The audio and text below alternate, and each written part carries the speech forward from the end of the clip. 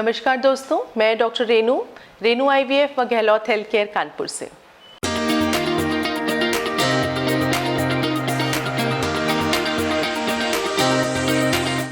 आज हम लोग बात करेंगे रिकरेंट प्रेगनेंसी लॉस या बार बार गर्भपात होने की बहुत ही ऐसी कंडीशन जिसमें ज़्यादातर महिलाएं व पूरा घर बहुत परेशान हो जाता है। रिकरेंट प्रेगनेंसी लॉस तब कहा जाता है जब लगातार 3 बार प्रेगनेंसी एक के बाद एक 5 महीने से कम की अवस्था में एबॉर्शन हो जा रहा है। ऐसे में अगर पहली बार एबॉर्शन होने के बाद सेकेंड टाइम में भी आपका लगातार एबॉर्शन हो गया है तो यह बहुत ज़रूरी है कि अब आप इसका वर्कअप अच्छे से शुरू कर दीजिए। यह जानना ज़रूरी है क्या कारण है जिनकी वजह से बार बार गर्भपात हो जाते हैं। देखने में यह आया है कि 100 में से 1 या 2 प्रेगनेंसी गर्भपात में जाती हैं। 15 से 30% तक की जो प्रेगनेंसी है वह ही पूरे फुल टर्म प्रेगनेंसीज तक जा पाती हैं, यानी कि एक फुल टर्म बेबी प्रोड्यूस हो पाता है। जानते हैं उन कारण के बारे में जिनकी वजह से रिकरेंट प्रेगनेंसी लॉस होता है।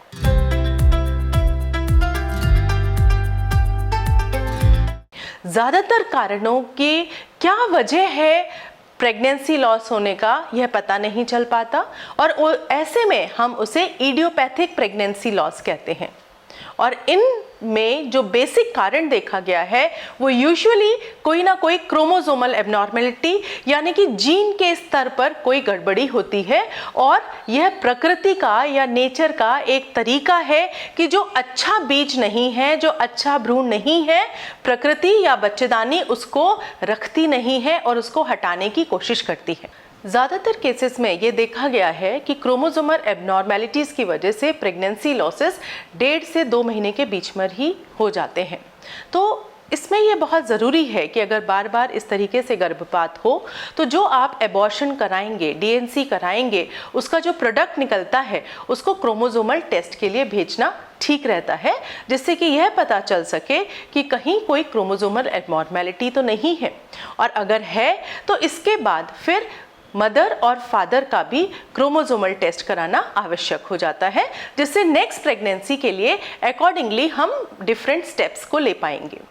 दूसरे इंपॉर्टेंट कारण ये देखा गया है कि अगर हार्मोन्स के कुछ भी गड़बड़ मिलते हैं जैसे कि डायबिटीज़, हाइपरटेंशन, थायराइड, इनमें से कहीं भी अगर माँ के शरीर में किसी भी हार्मोन में कोई कमी मिलती है तो भी एबॉर्शंस बार बार होते हैं।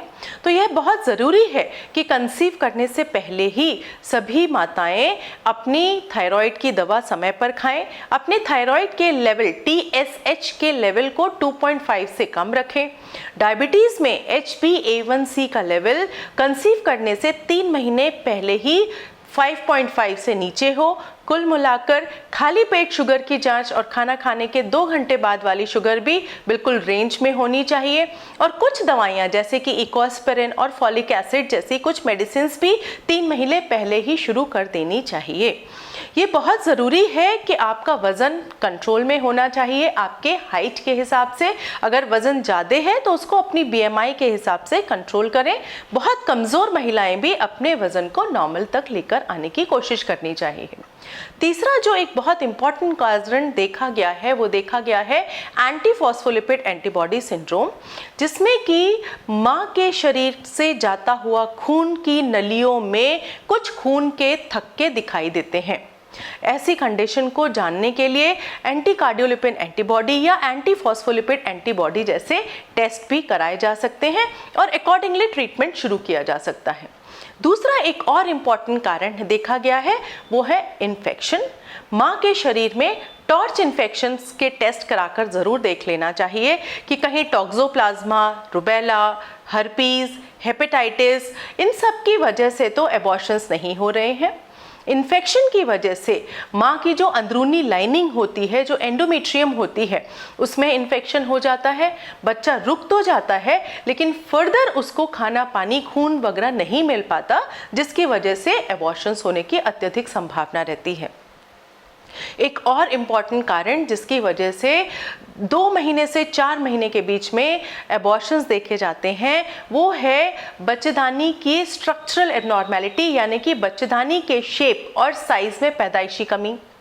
यह देखा गया है कि कुछ महिलाओं में जन्मजात या तो आधी बच्चेदानी डेवलप होती है या बच्चेदानी 2 भागों में विभाजित होती है, जिसको हम लोग यूनिकॉर्नुएट यूट्रस कहते हैं। 2 भागों में विभाजित होती है उसे हम बाइकॉर्नुएट यूट्रस कहते हैं। बच्चेदानी के अंदर पर्दा हो सकता है जिसको हम सेप्टेट यूट्रस कहते हैं।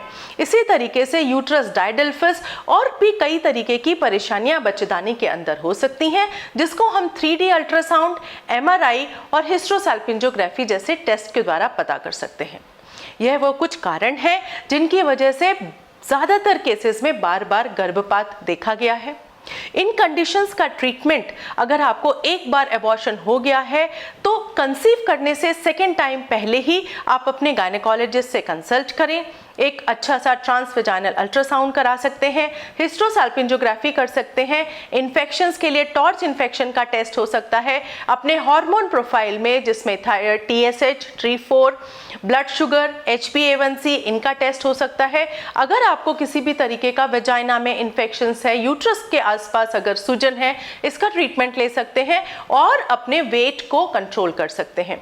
और अगर आपकी फैमिली में किसी को भी कुछ भी कंजेनाइटल एनामली या कोई भी जेनेटिक प्रॉब्लम है तो वो अपने डॉक्टर से अवश्य शेयर करें।